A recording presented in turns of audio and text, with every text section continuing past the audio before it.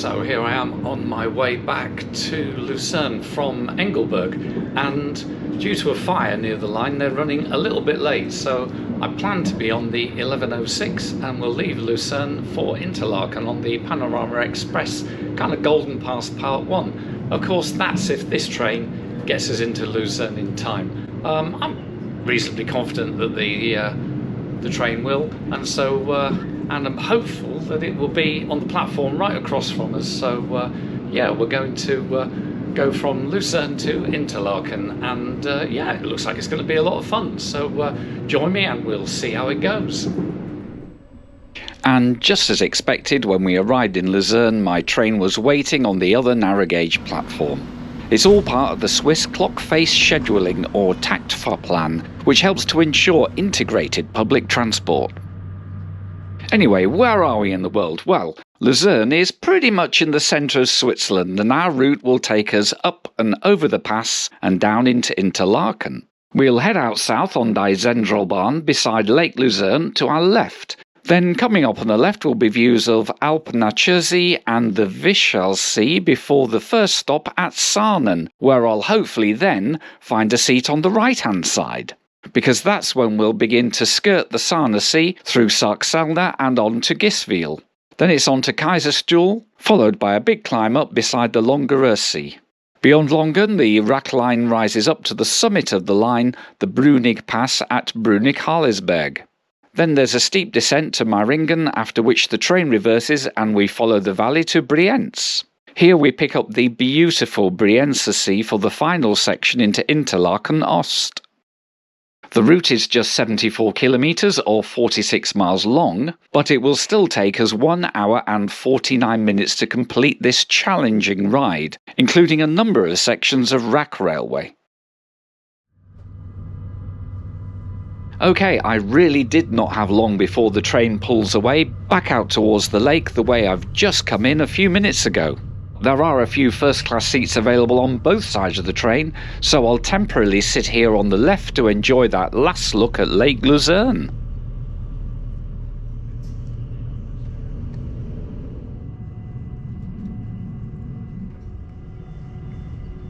Huggisville is the last chance to say goodbye to the Engelberg trains before we enter our own tunnel and pop out on the banks of the Alp-Natursee.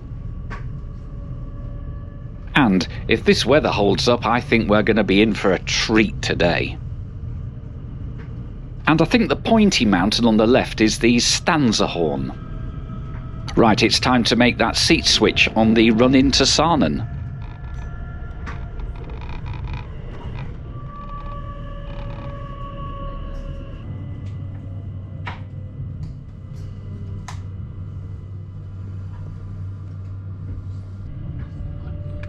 And shortly after the station, it's time for another stunningly pretty lake. Oh, and watch out for the bright red benches by the lake. That seems like a Swiss speciality, as we're going to see many more of them on the journey. Sarkselna makes an early bid for the Most Beautiful Lakeside Station Award, but as we'll see, there's going to be some tough competition further down the line.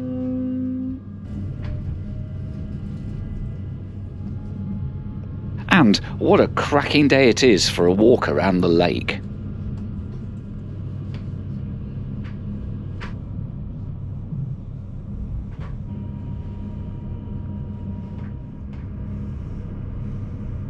The water is so still today, it certainly makes photography a lot easier.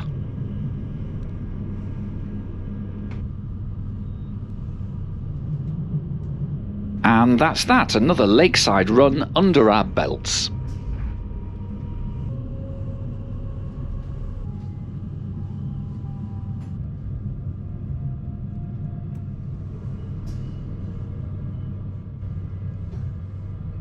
Giswil is 485 metres above sea level, and so we've only gained about 50 metres since we left Luzern.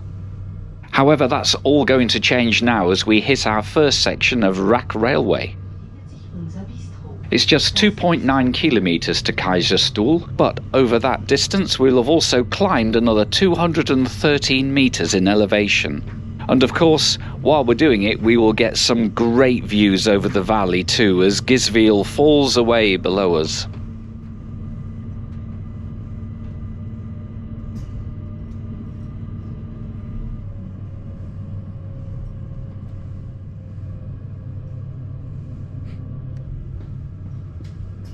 And yes, at Kaiserstuhl the train does stop straddling the roadway. And we don't need the rack for the much gentler climb up and around the Lungersee. So, as we climb, let's talk about the line itself.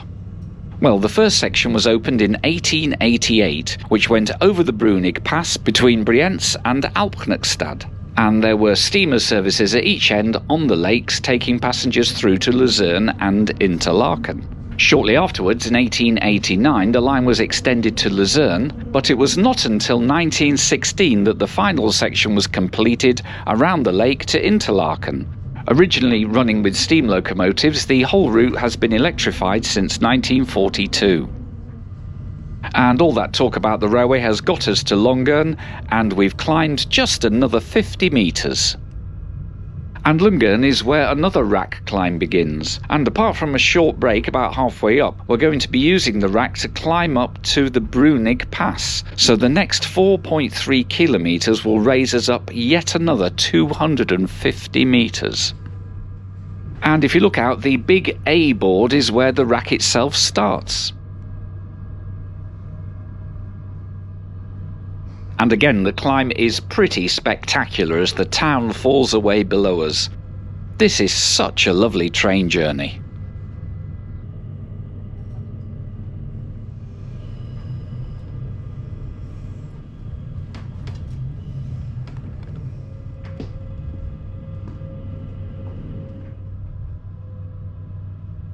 Chapelle marks the short double track section where trains can pass each other. And after that, we restart the rack for the final push to the top.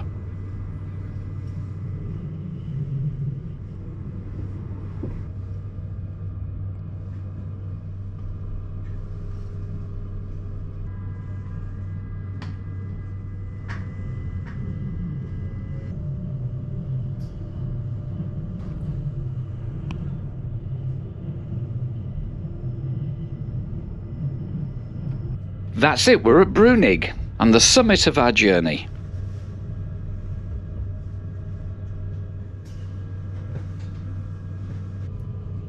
So now it's time to claw our way down the 400-metre drop on the other side to Meiringen. These climbs must have been really something, with little narrow-gauge steam locomotives huffing and puffing up these rack inclines. These days, these Stadler EMUs certainly make the trip a little less dramatic. And on the subject, these Stadler EMUs that we are riding today are a 4-car section of an ABeh Class 150, which was introduced around 2012, and that's attached to a 3-car ABeh Class 161, which dates from 2016. Basically, Swiss trains on a Swiss railway. You know, they do seem well suited to the task. And all the while, the valley floor rises up to meet us as we continue our descent into Meiringen.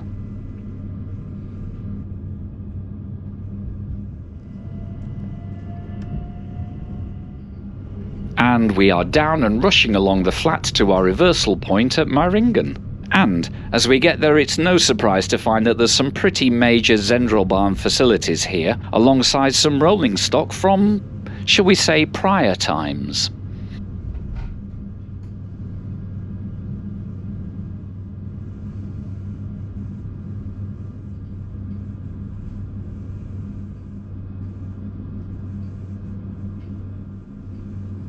And while the train reverses, let's have a quick look. As you can see, there's level boarding here in first class, and there's plenty of luggage space for no doubt the many tourists that follow this line. In der Mitte des Zuges befindet sich unser Panorama Express to Brienz, Interlaken.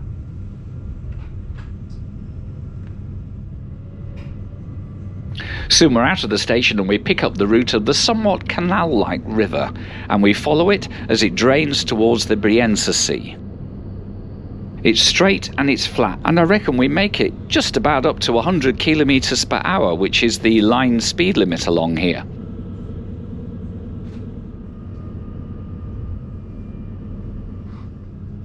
And here's our final lake, the majestic Brienza Sea.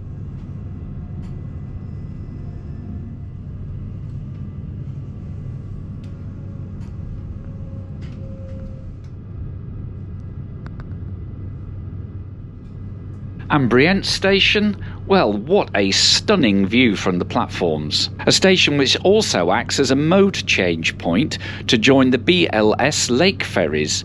Indeed, my Interrail ticket, or a Swiss travel pass, would give you free access to the ferries here, and you could complete the journey along the water.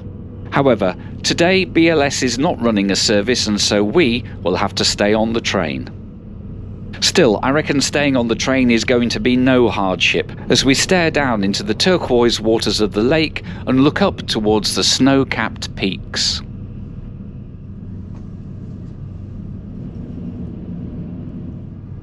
It's amazing to think that this day's riding with Die Zentralbahn, firstly up to Engelberg and then here on the Luzern to Interlaken train, has cost me just over £30 with my senior global first-class Interrail pass.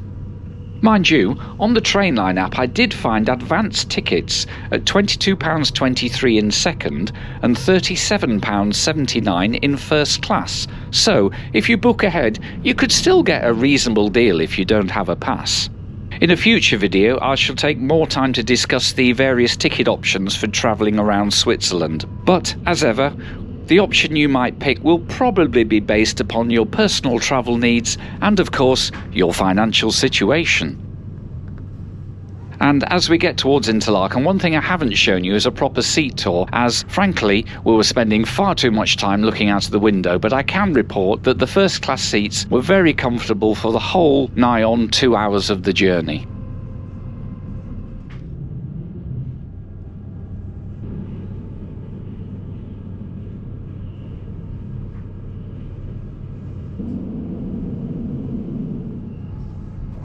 And here we are into Interlaken Ost at the end of what really is one of the loveliest train journeys I've ever taken. And I heartily recommend that you do come here and try it for yourself.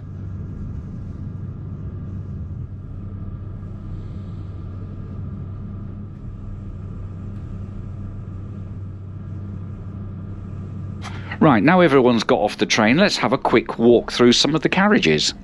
The second class looks perfectly comfortable, but a word of warning about second class. There's stickers on many of the windows indicating that large groups have reserved much of the train. So, without a first class ticket, this would have not been such a quiet ride.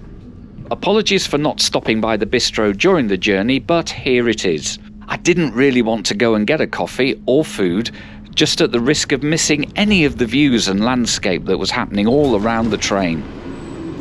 And here's the end with our Class 161 leading. And down the platform, all the tour groups are piling on, so let's hang around and we'll wave them off back to Luzern.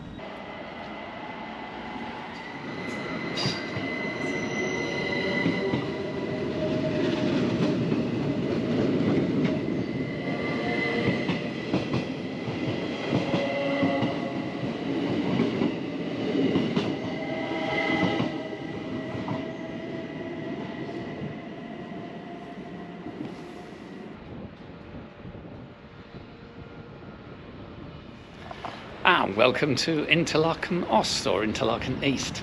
And yeah, well, that's it. Well, we've done our little thing right over the pass. Lots and lots of running on rack railway as it came screeching down the hill and then went up the other side and did all that. It was great. As I always say at the end of these things, I hope the stuff I shot on the cameras was as good as the stuff I saw with my eyes, because wow, that was absolutely fantastic. And looking down on the lake just as you came in here, it's just turquoise blue with all the glacial runoff water. Is absolutely fantastic. Yeah, so I hope you enjoyed that, and if you did, give it a like, and also comment. Let me know, have you been on any fun rides in Switzerland? This is my first time in Switzerland and first time riding the Swiss train, so I'm obviously very, very impressed. I'm very actually impressed with the timing, of course, which is very well known. Our train pulled in, only had about 6 minutes to turn round, and at the same time another train pulled in 2 minutes later. Everybody got off, everybody got on, train was full, and off it went. It was very like clockwork, but I'm sure everybody makes those kind of Swiss gags, so maybe I shouldn't. Anyhow, here I am in Interlaken. I've got my place somewhere over there. It's an absolutely beautiful day, so hopefully I can check in my bag and then go for a little walk around the lake, I think. And I will see you at the next video, and thank you so much for watching.